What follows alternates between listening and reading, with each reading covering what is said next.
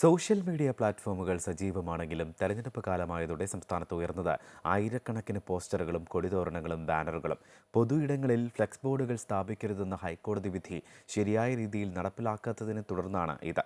ഇങ്ങനെ പോയാൽ തെരഞ്ഞെടുപ്പിന് ശേഷവും ഫ്ലെക്സ് ബോർഡുകളും ഭീഷണിയായി നിലനിൽക്കും.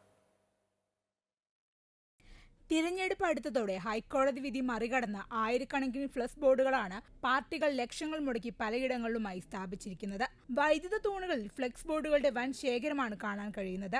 വഴിമറിക്കുന്ന രീതിയിലുള്ള ഫ്ലെക്സുകൾ റോഡ് അപകടങ്ങൾക്ക് വരെ കാരണമാകാം. മുൻപുണ്ടായ ഇത്തരത്തിലുള്ള അപകടങ്ങളെ തുടർന്നാണ് കോടതി ഫ്ലെക്സ് ബോർഡുകൾ സ്ഥാപിക്കരുതെന്ന വിധി പുറപ്പെടുവിച്ചത്. എന്നാൽ ഇതെല്ലാം മറികടന്നാണ് പാർട്ടികൾ ഫ്ലെക്സ് ബോർഡുകൾ സ്ഥാപിച്ചിരിക്കുന്നത്. എന്നാൽ ലോക്സഭാ തെരഞ്ഞെടുപ്പ് മാതൃകാ പെരുമാറ്റച്ചട്ടം നിലവിൽ വന്നതോടെ പാർട്ടികളും ഫ്ലൈയിങ് ആന്റി ഡിഫേഴ്സ്മെന്റ് സ്ക്വാഡുകളും കോഴിക്കോട് ജില്ലയിലെ പൊതുസ്ഥലങ്ങളിലും സ്വകാര്യ വ്യക്തിയുടെ ഇടങ്ങളിലുമായി സ്ഥാപിച്ച ചില പ്രചരണ സാമഗ്രികൾ നീക്കം ചെയ്തിട്ടുണ്ട്. എന്നാലും പലയിടങ്ങളിലും ഫ്ലെക്സുകൾ വഴിമുടക്കിയാകുന്ന സാഹചര്യമാണുള്ളത്. ഇത്തരത്തിലുള്ള ഫ്ലെക്സ് ബോർഡുകൾ വലിയ അപകടങ്ങൾക്ക് വരെ വഴിവെച്ചേക്കാം. തെരഞ്ഞെടുപ്പ് കാലത്തിന് ശേഷം ഫ്ലെക്സ് ബോർഡുകൾ നീക്കം ചെയ്യാതിരുന്നാൽ അത് ഭീഷണി തന്നെയാണ്.